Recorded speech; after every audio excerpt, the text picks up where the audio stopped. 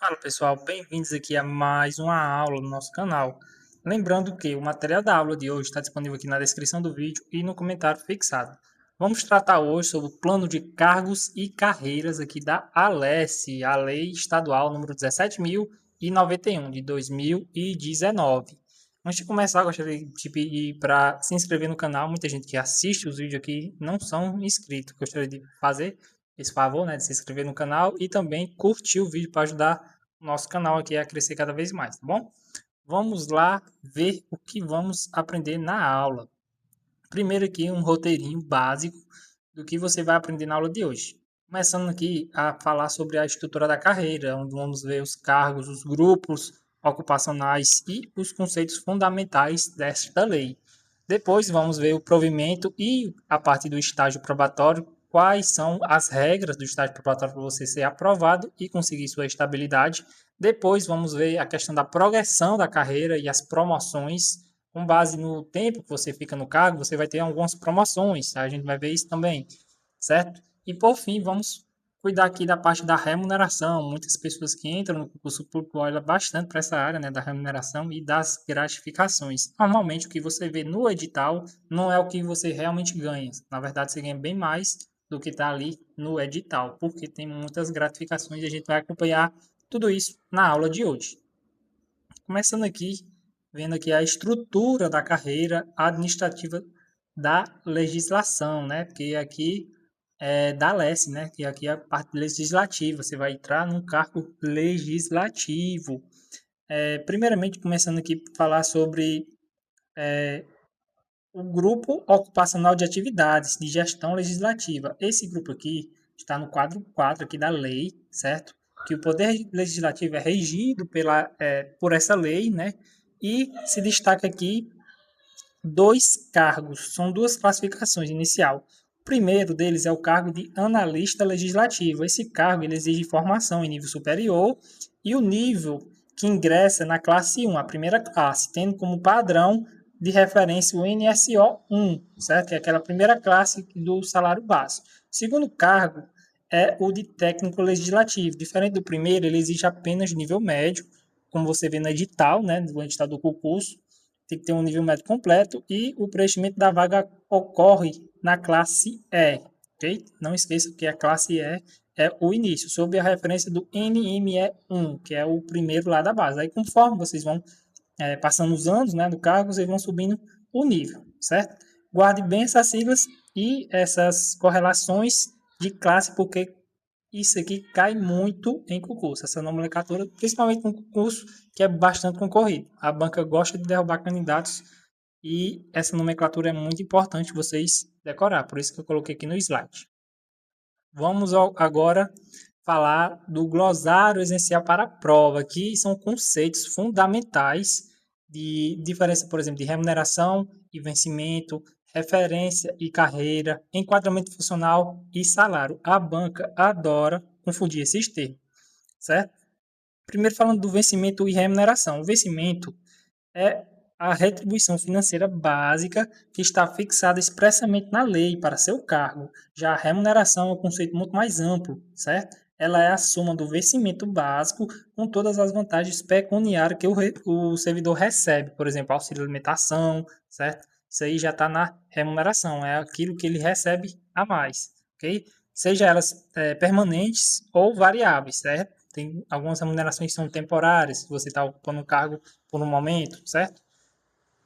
E também tem a diferença entre referência e carreira, como eu mostrei aqui no slide. A referência nada mais é do que o degrau exato, ou seja, o posicionamento numérico e atual do servidor na escala de vencimento da casa. Isso aqui é a referência. Ok? Já a carreira, por sua vez, é toda a avenida, ou seja, a estrutura linear projetada que permite o desenvolvimento e a ascensão desse servidor ao longo do tempo, certo? A carreira é todo o caminho a ser percorrido, já a referência à posição que você vai estar, ok? Em relação ao enquadramento funcional, é o ato que formaliza a orientação do cargo e sua função que você vai desempenhar, certo? Já o enquadramento salarial olha estritamente para o bolso, ou seja, para o dinheiro que você vai receber, certo? É o ato que formaliza e carimba o seu posicionamento na nova tabela de vencimento da instituição. Fique atento a essas diferenças aqui que a prova ama cobrar. Essas diferenças básicas aqui você já vai conseguir matar qualquer questão. Dando continuidade aqui ao nosso estudo, vamos falar agora do quadro de pessoal. Como é feita a composição, né, do quadro de pessoal que trabalha na Alesse? Temos aqui primeiro os cargos efetivos, que são os mais buscados, né, pelos concurseiros principalmente. Por quê? Porque ele é acessado através de aprovação em concurso público. Pode ser de provas ou de provas e títulos, certo? Temos também os cargos em comissão, que é destinado à direção, chefia e assessoramento. Esses cargos têm a livre nomeação e a livre exoneração, ok? Esse cargo aqui é comissão, não, a pessoa não fica estável no lugar, a depender do chefe seu, né? Ele pode bem querer você lá ou não querer, certo? É de livre nomeação e livre exoneração, e não precisa motivar, ter um motivo assim para você sair, certo? Temos também a função comissionada, que também é de livre nomeação e livre exoneração, certo? Só que aqui é diferente. Também é para direção, chefia e assessoramento, e a pessoa aqui normalmente tem que ser estável, certo? Tem que ser estável. Também é de livre exoneração e livre nomeação, certo? Aí, no caso aqui, é o ato da mesa ou da presidência, né, da Assembleia, ok? Em relação à função pública, ela pode ser extinta. Função pública é a função que você está exercendo, né? Ela pode ser extinta automaticamente quando o cargo vagar, ok? E não há mais provimento para aquele lugar, então pode ser extinta. Não esqueça, a função pública ela pode ser sim extinta. Vamos agora continuar sobre como ingressar na carreira. Temos aqui a carreira de técnico e de analista. No caso aqui, para o cargo de técnico legislativo, para esse cargo, o concurso será realizado obrigatoriamente em uma etapa única, composta por prova escrita que abrange conhecimentos gerais e específicos, possuindo caráter eliminatório e classificatório. Mas aqui vai uma pegadinha de prova. Ó, as classes A, B, C, D desses cargos estão em processo de extinção. A lei determina que elas serão extintas automaticamente quando vagarem. Isso significa que não há qualquer possibilidade de novo ingresso nelas, certo? O novo servidor ele entra direto na estrutura já atualizada. Para o cargo de analista, né, a dinâmica muda. Aqui o concurso ele será obrigatório de provas e títulos, dividindo em duas etapas bem claras. A primeira etapa consiste na prova escrita, que tem o poder de eliminar e classificar os candidatos, né? E a segunda é a avaliação de títulos, que possui um caráter exclusivamente classificatório. Okay? Ninguém é eliminado se não tiver títulos, por exemplo, apenas muda a posição de classificação. Por fim, independentemente do cargo, o edital de concurso ele traz uma imposição muito importante, que está aqui embaixo. Ó. Ele deve reservar obrigatoriamente o percentual de 5% das vagas, olha só, 5% das vagas para pessoas com deficiência, desde que essa deficiência seja compatível com as atribuições e o exercício do cargo pretendido, certo? Ó, não esqueça que essas classes aqui serão extintas quando vagarem, sem novo ingresso, ok? Tem na resolução, na verdade na lei, ok? Quando a gente estiver resolvendo questões, não vai aparecer questões aqui para vocês resolverem desse assunto.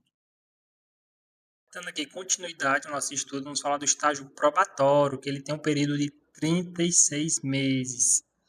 Certo, pessoal? De efetivo exercício. São 36 meses de efetivo exercício, contando a partir do ingresso do servidor público. Ele destina a aferir a sua aptidão para o cargo no desempenho das suas atribuições, certo? Durante esse triênio, que é 3 anos, 36 meses é igual a 3 anos, né? Durante esse triênio, a administração pública ela monitora formalmente o desempenho do trabalhador, pautando-se estritamente na aferição de 5 fatores. São 5 fatores avaliados aqui, são aqui os 5 fatores, certo? Primeiramente, temos aqui a assiduidade, né? Primeiro é a assiduidade, que caracteriza pelo comparecimento regular e pela pontualidade no comprometimento da jornada diária de trabalho.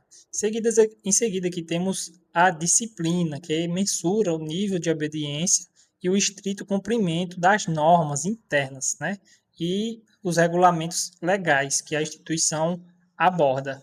O terceiro deles é a iniciativa, definida pela capacidade demonstrada pelo servidor na antecipação e na busca por soluções para problemas cotidianos do setor.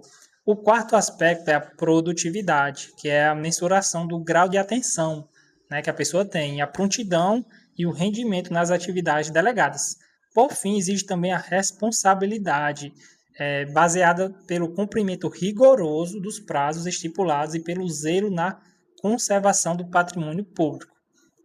E para ser considerado aprovado nessa etapa, a avaliação especial ela tem uma nota, né? O servidor ele precisa obter um aproveitamento numérico igual ou superior a 70%, ou seja, ele tem que tirar um 7 ou acima, a nota dele tem que ser acima de 7. Ok?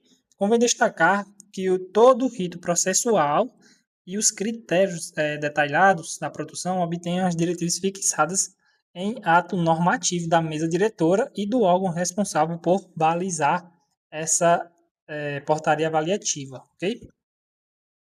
Dando continuidade aqui, vamos falar agora sobre progressão e promoção funcional. Progressão, pessoal, regulada no artigo 15 desta lei, consiste na movimentação horizontal, não esqueça, movimentação horizontal. A banca para trazer movimentação vertical, ok? Mas aqui é movimentação horizontal do servidor público, certo? De uma referência para a seguinte. Mas tem que ser obrigatoriamente dentro de uma mesma classe, certo? Para fazer jus a essa mudança, exige um interstício temporal de um ano, 365 dias, computados de 1º de julho a 30 de junho de um ano, ok? Sendo que os efeitos financeiros e a efetivação prática dessa progressão ocorre sempre no dia 1º de agosto no ano subsequente, né? Por outro lado, a promoção, ela é normatizada no artigo 16, né? 16, ela representa um salto maior, pois ela trata da movimentação entre as classes em carreiras distintas, certo? Ou seja, ele pode acontecer de duas vias. A primeira delas é descrita no inciso 1, que é a promoção vertical. Promoção já é vertical, você vai subir de nível, certo? Subir. A progressão é horizontal, promoção vertical, certo? Que você vai subir o nível. Pensa na promoção como se fosse uma escadinha, você vai subir, certo? E aí ocorre quando o servidor se desloca da última referência de uma classe para a primeira referência, a classe imediatamente superior. A segunda via dessa promoção, prevista no inciso 2, fundamenta-se nos critérios de mérito e titulação, conforme as regras no anexo 4, né, da lei, que ocorre anualmente no mês de agosto. Não esqueça do mês de agosto, porque a prova pode confundir o número do mês, certo? Pode ser maio, junho, como é que eu colocar, mas é no mês de agosto. O ponto mais importante aqui é que, com certeza, será uma pegadinha na sua prova, é o seguinte: quando o servidor ele obtiver a promoção por mérito e a titulação baseada no inciso 2, ele fica expressamente proibido de receber a progressão ou a promoção automática do inciso 1, dentro do mesmo interstício. Isso daqui possivelmente cai na sua prova. Possivelmente. Se for uma questão relacionada a essa lei, esse aqui é um ponto muito importante. Vamos agora dar início aos requisitos para a progressão e promoção. Vamos analisar esses requisitos. Se no bloco anterior a gente viu que os conceitos e as mecânicas dessa movimentação, agora a lei estabelece as condições cumulativas que o servidor ela precisa preencher para conseguir essa ascensão na carreira. As bancas examinadoras amam esse trecho aqui, que é a literalidade da lei, certo? O primeiro requisito é essencial, que é o efetivo exercício, o que significa que o servidor ele deve estar em atividade regular e no desempenho ativo das suas atribuições do seu cargo ou a função dentro da instituição. Ligado a isso, temos também os critérios temporal do interstício de 365 dias, que, como já aprendemos, né, deve ser cumprido rigorosamente de 1º de julho a 30 de junho do ano subsequente. Além desse tempo de atividade, a lei exige um forte compromisso com a qualificação profissional por meio de requisito de capacitação, Para evoluir na carreira, o servidor ele precisa comprovar a realização de no mínimo 80 horas aulas em cursos de treinamento, aperfeiçoamento. Mas atenção, esses cursos eles devem estar diretamente relacionados às atribuições do cargo e precisa também ser realizado dentro do respectivo interstício da avaliação. Não adianta você se formar em uma coisa e sua atribuição do cargo ser outra, ok?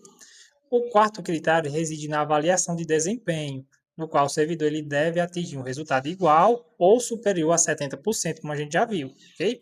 Por fim, a legislação impõe um requisito de conduta sob regras sem a pena disciplinar, certo? O candidato à progressão ou promoção ela não pode ter sofrido nenhuma penalidade nos últimos 5 anos, certo?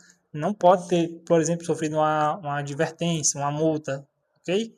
Não pode ter penalidade nos últimos 5 anos. Então, vamos estudar agora o que não conta para o interstício. A gente viu que tem um interstício e o que é que não conta. A lei ela estabelece situações específicas em que esse tempo ele fica congelado, ou seja, situações em que o relógio desse interstício, né, 365 dias, para de correr. Decorar isso vai ajudar demais a você acertar a questão de prova. A legislação ela cita 4 situações principais que suspendem a contagem. A primeira delas é a suspensão do vínculo funcional. A segunda são as faltas, né, não justificadas, pois o servidor ele pode se beneficiar do tempo que estiver ausente sem um amparo legal, certo? A terceira situação engloba o caso de afastamento ou a licença, né? Caso alguém esteja doente da família, ele pede um afastamento, certo? De que esse afastamento ele seja considerado, né, na lei. E a quarta é a suspensão disciplinar, que penaliza o servidor e também cobra, né, na contagem do tempo, para o tempo para ele. Para entender como funciona isso na prática, vamos aqui imaginar um exemplo prático de um servidor cujo interstício ele deveria ocorrer normalmente em 1º de julho, né, de 2023 a 30 de junho de 2024. Aqui é um exemplo prático dessa situação. Se durante esse período ele tiver 10 dias de uma licença não remunerada, esses 10 dias não conta, certo? Não conta para os fins do cálculo. Se mais adiante, né, ele sofrer uma suspensão disciplinar de 5 dias, esse tempo também é desconsiderado. Como resultado prático, o interstício desse servidor será estendido proporcionalmente em 15 dias. Okay? Em vez de ser 365 dias, por exemplo, vai ser 365 mais 15. Okay? Adiando a sua avaliação. Por fim, a lei ela traz uma regra de eficácia voltada para a própria administração. O texto determina expressamente que o ato normativo da mesa diretora deve ser editado no máximo em 120 dias, contados da publicação da lei. Esse ato é indispensável, pois ele vai regular toda a metodologia prática da avaliação de desempenho que vimos anteriormente. Vamos continuar aqui falando sobre a composição da remuneração. A primeira delas é o regime padrão, que fixa a carga horária em 30 horas semanais. Olha só, a carga horária de boa, que é 6 horas por dia. O servidor que atuar sob esse regime ele recebe o vencimento básico exatamente conforme os valores estabelecidos na tabela de remuneração. Okay? No entanto, provendo a necessidade de aumento da demanda do serviço legislativo, a lei também criou o regime ampliado. Por meio dele, a mesa diretora possui a prerrogativa discricionária, ou seja, a critério dela, de ampliar essa jornada por até 40 horas semanais, que passa a ser cumprida em 2 turnos de 4 horas diárias. Ok? Como contrapartida, por esse aumento da carga horária, o servidor ele recebe um acréscimo proporcional de até 40% sobre seu vencimento base. Para fechar o bloco, a lei também traz a vedação, que é expressa a categoria e categórica, né? Desempenhada justamente para evitar abusos e efeito cascata na folha de pagamento. Fica atentos, porque é muito importante essa parte aqui, ó. É terminantemente proibida a percepção cumulativa da jornada de 40 horas semanais com o recebimento de serviço extraordinário, certo? Em outras palavras, quem já está no regime ampliado não pode receber hora extra, não pode, ok? Vamos agora falar sobre as gratificações e benefícios. A lei ela estabelece 3 percentuais fixos que incidem diretamente sobre o vencimento do cargo, certo? Do cargo efetivo, no caso, de acordo com o nível de escolaridade acadêmica da pessoa que passou no concurso. Se o servidor ele possui a titularidade de especialista, ele faz jus a um acréscimo de 20%. Olha só, especialista, ele tem 20% a mais no seu salário, ok? Ele também tem que comprovar que é especialista. Caso ele comprove uma titulação de mestre, o percentual aumenta para 30%. E, por fim, se o servidor alcançar o topo da titulação acadêmica, se ele for um doutor, por exemplo, o acréscimo será de 35%. Além de memorizar esses números, você também precisa dominar as regras. Cai muito em prova. Que segue o GIT, que é a parte da gratificação, pois eles costumam virar muita pegadinha na hora da prova, né? A primeira regra determina que essa gratificação não é cumulativa. Isso significa que se o servidor percebe apenas um percentual, se ele for doutor, ele não vai somar esses percentuais aqui. Por exemplo, se ele for doutor, ele ganha 35%. Ele não ganha 35 mais 30 mais 20, certo? Se ele for doutor, ele só vai ganhar os 35% em cima do seu salário, né, na gratificação, no vencimento base. Ok? Já se ele for mestre, ele não ganha 20 mais 30. Não ganha. Só ganha só o de 30. Ok? Fiquem bem atentos a isso. É vedada a percepção cumulativa de gratificações. Só vamos falar agora sobre as gratificações, que é aquele aumento do seu salário através de um benefício, né, que o concurso oferece, certo? A primeira delas, gratificação de residência para quem é da área da saúde, tem a residência 1 e 2 previsto no artigo 28.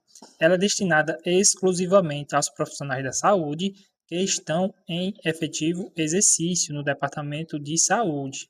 No caso, Departamento de Saúde da Casa, no caso, a Alesse, certo? Que está na Assembleia Legislativa, quem faz parte do pessoal da saúde e quem faz parte do Departamento de Saúde da Alesse.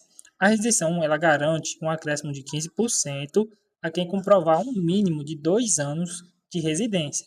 Já a residência 2, ela eleva o percentual para 20%, caso o servidor ele tenha 3 anos ou mais, né, de residência, ou então possua uma subespecialidade médica. Como já adiantei na aula, né, uma pegadinha fundamental, é expressamente vedado esta parcela de gratificação de incentivo com a parcela de incentivo à titulação, que a gente já estudou. Tem o mestre ou especialista, não pode a acumulação. Okay? No artigo 29, encontramos a gratificação por condições especiais, voltadas para o desempenho de atividades insalubres ou periculosas. O valor é fixado em 10% sobre o vencimento base, e o grande diferencial aqui é a regra de estabilidade financeira. Essa gratificação incorpora-se aos proventos de aposentadoria, se o servidor recebe por 5 anos ininterruptos ou por 10 anos intercalados. Já o artigo 30, ele regulamenta a gratificação do magistério, paga por horas aulas. É horas aula, tá, pessoal? Através da Escola Superior do Parlamento, que é o Unipasse. Okay? Os valores eles são definidos pela titulação. Se o professor ele tem só graduação, é R$ 60 por horas aula. Se ele for especialista, é 80, se ele for mestre, é 100, e se for doutor, é R$ 120 por horas aulas. Fica atento a dois limites legais. O teto máximo são 40 horas, aulas mensais, ok? Por fim, o artigo 49, ele institui o GDEX, que é a gratificação por dedicação exclusiva, equivalente a 80% do valor do cargo em comissão que o servidor estiver exercendo, ou por ter uma natureza transitória, né, que geralmente tem, é dividida apenas durante o período em que ele ocupar a chefia ou o assessoramento. Ok? Dando continuidade aqui, vamos falar sobre o auxílio saúde, famoso programa de assistência à saúde suplementar. O ponto crucial de prova é a sua natureza indenizatória. Por conta disso, a lei põe 4 vedações absolutas. Ele não integra a contribuição previdenciária, não sofre tributação de imposto de renda, certo? Assim como a diária, as pessoas às vezes recebem diárias no serviço público. Ela não incide no imposto de renda, ok? Além disso, os proventos ou pensões, elas não servem de base para margens consideráveis, certo? A sua base de cálculo é o vencimento do cargo, no caso de analista, na referência NSU 23, certo? Sobre o qual incide as alíquotas progressivas na faixa etária do disposto no anexo 8, certo? Por fim, o benefício é extensivo, alcançando também servidores ativos, aposentados e também comissionados, ok? Essa parte aqui é muito importante, porque possivelmente pode cair em prova a base de cálculo, sempre se for uma prova bem difícil. Agora falando sobre a capacitação. A lei estabelece incentivos à qualificação profissional por meio de uma indenização mensal de custeio. O cálculo desse benefício utiliza o teto de percentuais fixado sobre o menor vencimento base da carreira de analista legislativo. Okay? Aqui, como a gente já falou, a especialização ela tem uma indenização de até 20% do menor vencimento base, certo? O mestrado é até 40% do menor vencimento base.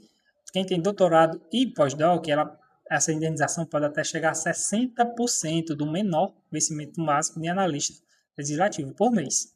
Mas atenção aqui, há um fator muito importante. O servidor ele sofrerá perda do incentivo caso incorra em um abono injustificado, certo? Se ele tiver, tipo assim, abandonado injustificadamente a frequência escolar tiver inferior a 75%, ou então reprovada alguma disciplina, trancada a matrícula sem autorização, ou a omissão da entrega de uma declaração de aprovação, certo? Ele perde essa bonificação, certo? A perda do incentivo ocorre nessa parte aqui, ó. Se tiver um abandono injustificado, uma baixa frequência, né, superior a 75%, uma reprovação disciplinar, trancamento sem autorização, ele deve permanecer em exercício pelo período equivalente ao afastamento custeado, certo? Se ele tiver essa, algum desses casos, ele perde essas gratificações, ok?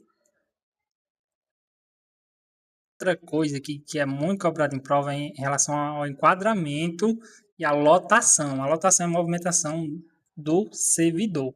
A lei determina que essa movimentação pessoal entre as unidades administrativas ela ocorre estritamente por necessidade de reorganização, certo? Uma reorganização interna e também tem um planejamento de recursos humanos, ok? Como regra, o controle fixa o limite máximo de 5 servidores efetivos por gabinete parlamentar. São 5 servidores por gabinete, sendo que toda a lotação ela formaliza por ato do primeiro secretário da mesa diretora.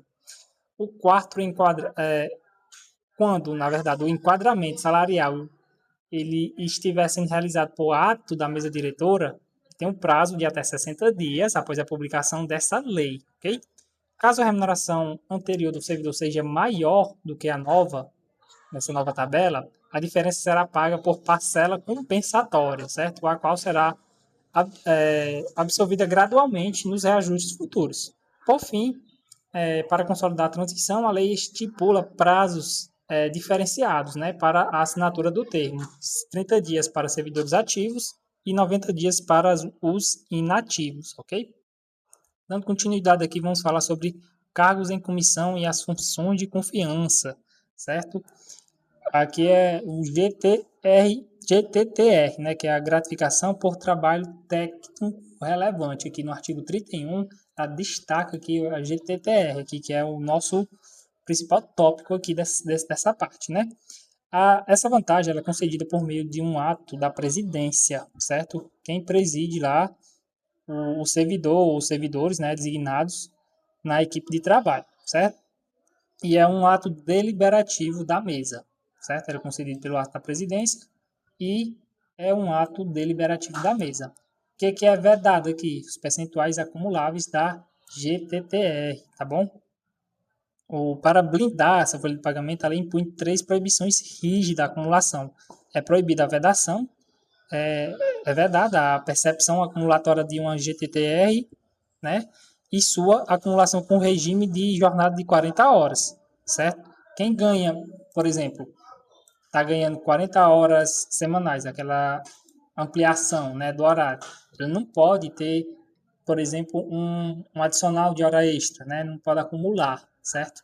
Com aquela jornada mais ampla. E é verdade também a acumulação com o serviço extraordinário, como eu falei, serviço extraordinário e aquela jornada mais ampliada, certo? E aqui é o GTTR, trabalho técnico relevante. São essas três vedações aqui, ó. Percepção acumulada da GTTR, né? Não pode ter uma com outra, com aquela jornada ampliada e com o serviço extraordinário. Continuando aqui para as regras de transição, um ponto-chave aqui para a prova.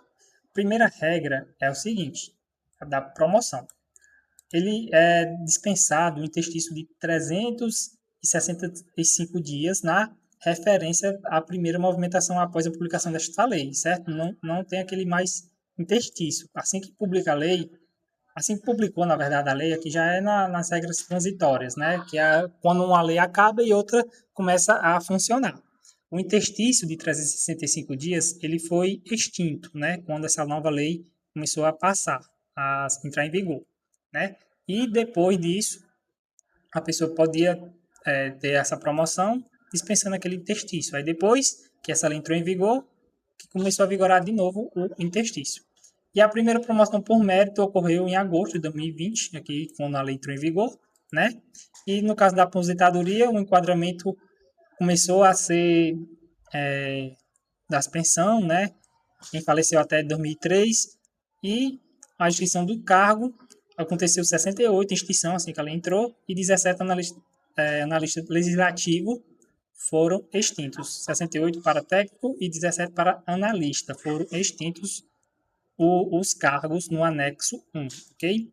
Quando a lei entrou em vigor, que estava a regra de transição. Antigamente tinha outra lei, quando essa entrou em vigor, essas coisas aqui mudaram. Beleza? E aqui, pessoal, para finalizar aqui a tabela de prazos que vocês têm que decorar antes da prova, eu aconselho a pegar um dia antes. O material aqui está na descrição do vídeo com toda a tabela de prazos dessa lei, tá certo? E vamos agora resolver questões. Agora vamos resolver questões aqui do plano de cargos e carreiras aqui da Alesse, tá bom?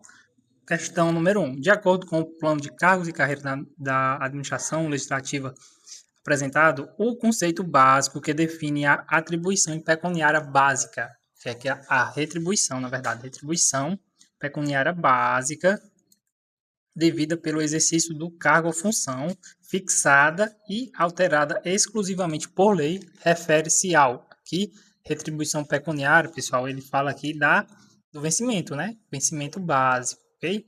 Remuneração, no caso aqui a remuneração é o vencimento mais as gratificações, ok?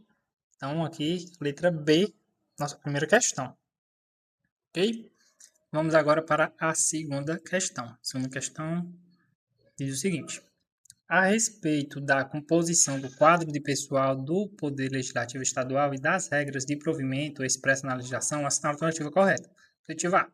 O cargo de provimento efetivo depende obrigatoriamente, em qualquer caso, de aprovação prévia em concurso público de provas e títulos. Não, pessoal.